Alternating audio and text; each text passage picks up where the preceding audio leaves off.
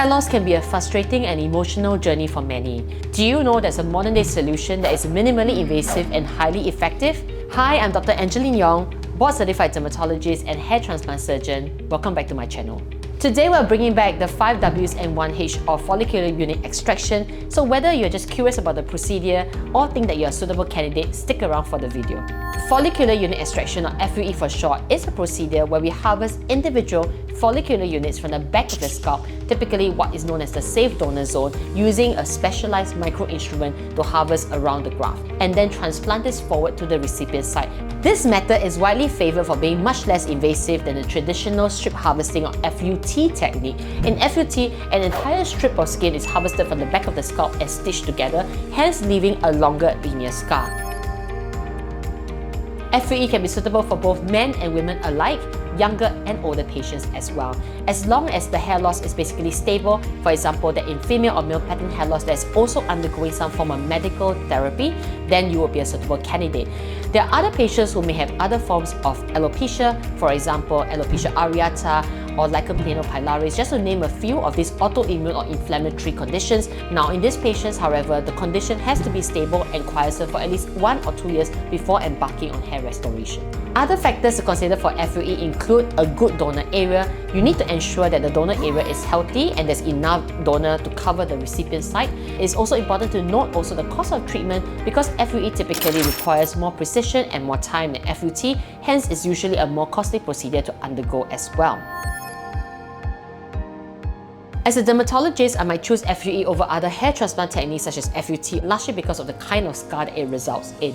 Because FUE requires only harvesting of individual follicular units, these scars are left to heal on its own, and the result is that you really hardly can see the scar because it's distributed across the entire donor zone.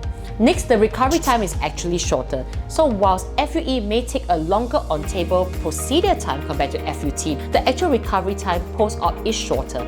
That's because with FUE, there is actually individual holes that close on its own within 3 to 5 days, when compared to a strip harvesting stitch scar which takes more than a week and a half to heal. The resultant pain is also quite different. With a strip harvesting area, the donor area tends to be more painful, requiring more pain management and a slower return to regular physical exercise than that with FUE. After FUE, it is normal to see some shedding ensue after maybe the first 3 to 4 weeks. Do not worry, as this is completely normal. This is normal because the transplanted hairs will take root and then they will fall out into a phase, what we call the winter phase of hair transplantation, after which then the hairs will go through a recovery, or what we know as the anagen phase, as a new follicle grows from the new bulb. Hence, hair restoration is a very slow process and you can expect full results only after maybe 9 to 12 months. So FUE is performed in a specialized clinic, usually with a procedural or operating room setup under local anesthesia as well as tumescent anesthesia in my case. So I use 2 rooms in my practice. One in the morning I will use for harvesting, where the patient lies flat face down on my operating table, and in the afternoon we move into this room, which is where we do the implantation phase. Typically the patient faces up and lies comfortably on the back and is completed usually over a number of hours. Some swelling and mild discomfort are totally expected and will go down typically within the first few days.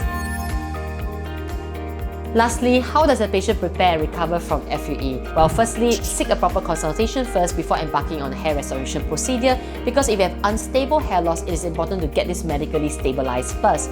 So once this is sorted out and you're determined to be a suitable candidate, do ensure that you maybe cut certain habits such as maybe excessive smoking and drinking to optimize wound healing post-op, and also maybe sometimes even pre-op scalp massages can be helpful at increasing the circulation in that area.